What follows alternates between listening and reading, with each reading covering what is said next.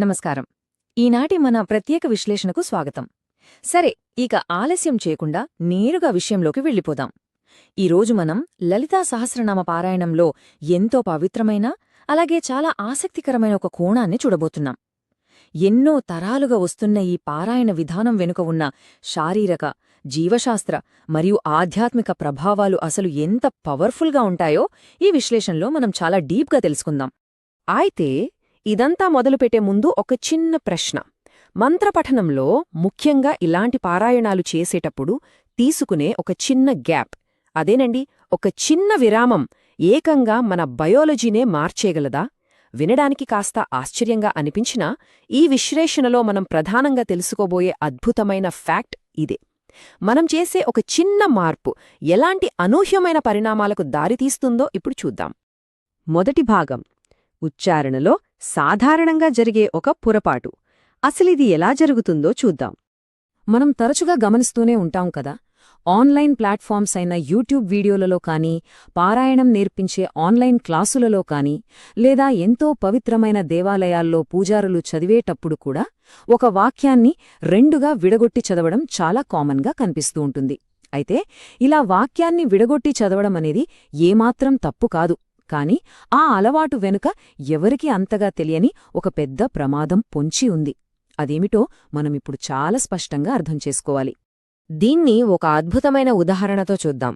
ఉచ్చారణలో ఆ యాంత్రికమైన పొరపాటు ఎక్కడ జరుగుతుందో ఈ వాక్యం ద్వారా మనం చాలా క్లియర్గా గమనించవచ్చు. లలితా సహస్రనామంలోని ఈ ప్రసిద్ధమైన వాక్యాన్ని ఒకసారి చూద్దాం. అష్టమీ చంద్ర విభ్రాజ దళిక స్థల శోభిత. పారాయణం చేసే సమయంలో ఖచ్చితంగా ఈ ప్రదేశంలోనే ఆ సహజమైన అలవాటు బయటపడుతూ ఉంటుంది. ఆ ఉచ్చారణ దోషం వెనుక ఉన్న అసలు మెకానిక్స్ ఏమిటో ఇక్కడ గమనిస్తే ఇట్టే అర్థమైపోతుంది. ఒకవైపు చూస్తే వాక్యాన్ని మధ్యలో విడగొట్టి చదవడం కనిపిస్తుంది.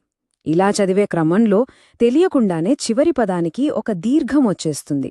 అంటే విభ్రాజ అని చదవాల్సిన చోట వాక్యాన్ని మధ్యలో ఆపడం వల్ల దాన్ని విభ్రాజ అని దీర్ఘం తీసి చదువుతూ ఉంటాం. ఇక మరోవైపు చూస్తే దీర్ఘం లేకుండా వాక్యాన్ని ఎక్కడా ఆపకుండా విభ్రాజ దళిక స్థల శోభిత అని కంటిన్యూస్గా చదవడం కనిపిస్తుంది. అవును, దీర్ఘం లేని చోట దీర్ఘమివ్వడమే ఇక్కడ జరుగుతున్న అసలైన పొరపాటు. అసలు ఈ చిన్న పొరపాటు ఎందుకంత ప్రమాదకరమంటే, వాక్యాలను అలా విడగొట్టి దీర్ఘాలు లేనిచోట అదనంగా దీర్ఘాలు తీసి చదవడం వల్ల మన ప్రాచీన శాస్త్రాల ప్రకారం ఉద్దేశించిన అసలైన అర్థం పూర్తిగా మారిపోయి వేరే అర్థం వచ్చే అవకాశముంది. కాబట్టి విడగొట్టి చదివే అలవాటున్నవారు ఖచ్చితంగా ఏ వాక్యాలను కలిపి చదవాలో ఎప్పుడూ గుర్తుపెట్టుకోవాలి. ఒకవేళ ఆ నిర్దిష్టమైన వాక్యం వచ్చినప్పుడు కలిపి చదవడం మర్చిపోతే మాత్రం ఆ మంత్రం యొక్క మూల ఉద్దేశ్యమే పూర్తిగా దెబ్బతింటుంది. సరే, ఇప్పుడు మనం కాస్త ముందుకు వెళ్ళి అసలు ఈ ప్రక్రియ ఎలా నిర్మితమవుతుందో చూద్దాం. రెండవ భాగం, శాస్త్రం, శబ్దతరంగాలు మరియు జీవశాస్త్రంపై వాటి ప్రభావం. మంత్రోచ్చారణ అనేది కేవలం ఏదో ఒక పదాన్ని గట్టిగా చదవడం మాత్రమే కాదు.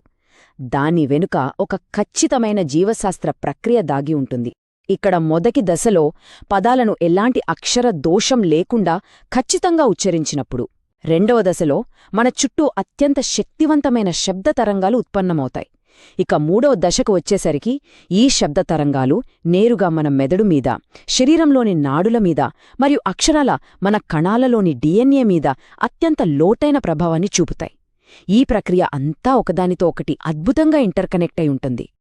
కాబట్టి ఇక్కడ మనం గమనించాల్సిన అతి ముఖ్యమైన పాయింట్ ఏంటంటే, పారాయణంలో దీర్ఘం లేని పదాలకు మనం అదనంగా దీర్ఘం చేర్చినప్పుడు ఆ నిర్దిష్టమైన శబ్ద తరంగాల అమరిక పూర్తిగా దెబ్బతింటుంది.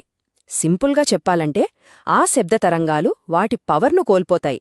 దీనివల్ల పారాయణం ద్వారా మన శరీరానికి, నాడులకు మరియు మనసుకు అందాల్సిన జీవశాస్త్ర, ఆధ్యాత్మిక ప్రయోజనాలన్నీ ఆగిపోతాయి. శాస్త్రాల్లో చెప్పబడిన ఫలితం రాకుండా పోతుంది.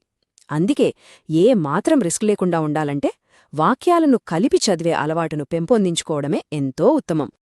ఇక శారీరక, శాస్త్రీయ విషయాల నుంచి ఆధ్యాత్మికత వైపు వెళ్దాం. మూడవ భాగం, ఆత్మసమర్పణ. ఇది ఒక అత్యున్నత ప్రక్రియ. పారాయణమంతా పూర్తయిన తర్వాత ప్రతి ఒక్కరూ అత్యంత భక్తి శ్రద్ధలతో తలవంచి చేయాల్సిన ఒక ముఖ్యమైన ప్రార్థన ఉంది. దాన్ని ఈ విధంగా చెప్పాలి: తల్లీ, ఇంతవరకు నువ్వు నాకు ప్రసాదించిన పుణ్యం, ఫలం, శక్తి అంతా నీకే సమర్పిస్తున్నాను, దయచేసి స్వీకరించొమ్మా.